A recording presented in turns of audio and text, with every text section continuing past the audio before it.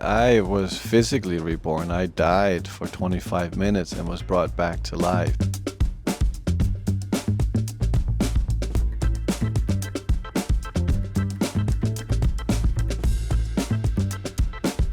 Well, it's a great feeling, and it's like I never left, but it's really fun to come back.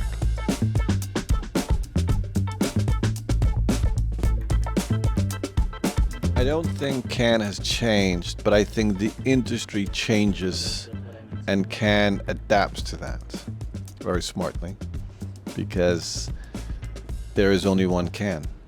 I think every year everyone always looks at the ecosystem, the financial infrastructure that's behind everything, the challenges of other mediums that are coming and going. Nothing ever disappears, but when there's more options and more opportunities, that changes.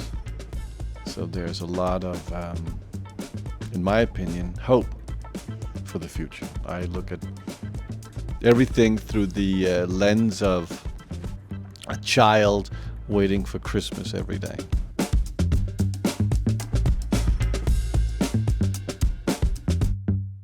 I had two ideas. A story about a young woman coming to a city that doesn't exist, like a ghost town. And then I had a story of Private K, who wants to go to hell. But I didn't quite figure out how to connect them.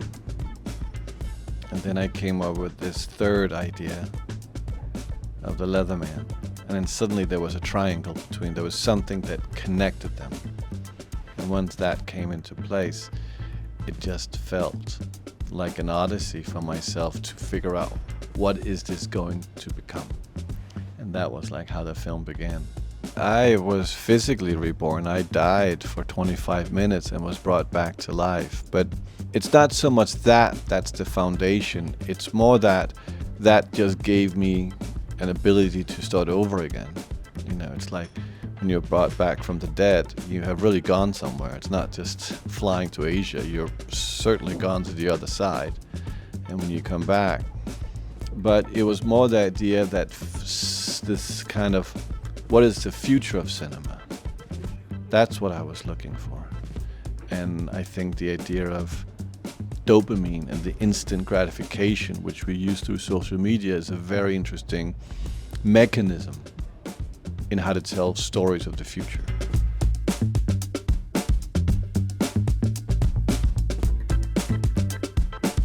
Well, I've been very lucky to work with some amazing performers in my life, starting with Mads Mikkelsen and then Tom Hardy and then Ryan Gosling and Elle Fanning and now Sophie Thatcher, Charles Melton. I've been blessed in have the opportunity to work at very important stages of our lives. Both of us, mine and theirs, and how we travel to other bigger, brighter, and more interesting places. But we'll always have this together.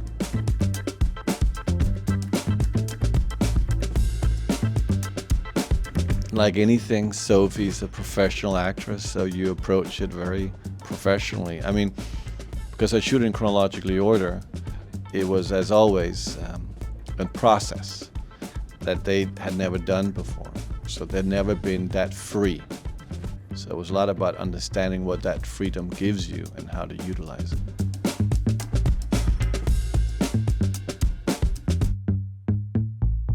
Well, lighting is the essence of everything because it's cinema. Cinema is light. So, you want to look, you're seeing something, you want to look at something, well, make it interesting because it's not a radio. And so for me, it's always been how does it look? How does it sound? Then we'll figure out a meaning. It's the visual components. It's like the lighting, like an opera. Like the one thing, for example, on stage, when you're looking plays or operatics, lighting is the really only tool you have to tell a narrative in terms of visuals.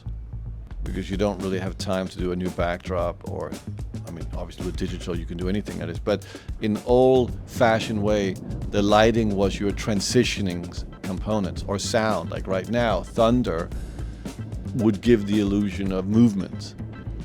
Lights would help you to tell a path, an odyssey. So in a way, lights has always been very essential.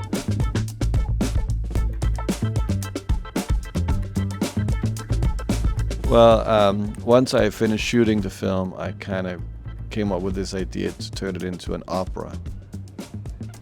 And then I needed to find a composer that could do a certain kind of opera, like an Italian opera.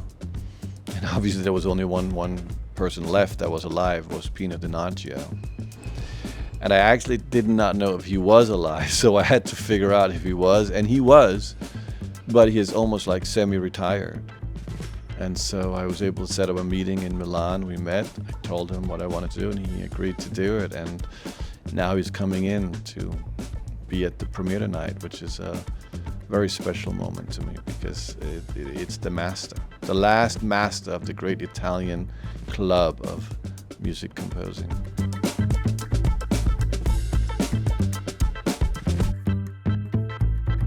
I mean, I love John Wick, all of them. Would you like to direct one? I wouldn't be the right guy, but I love seeing them.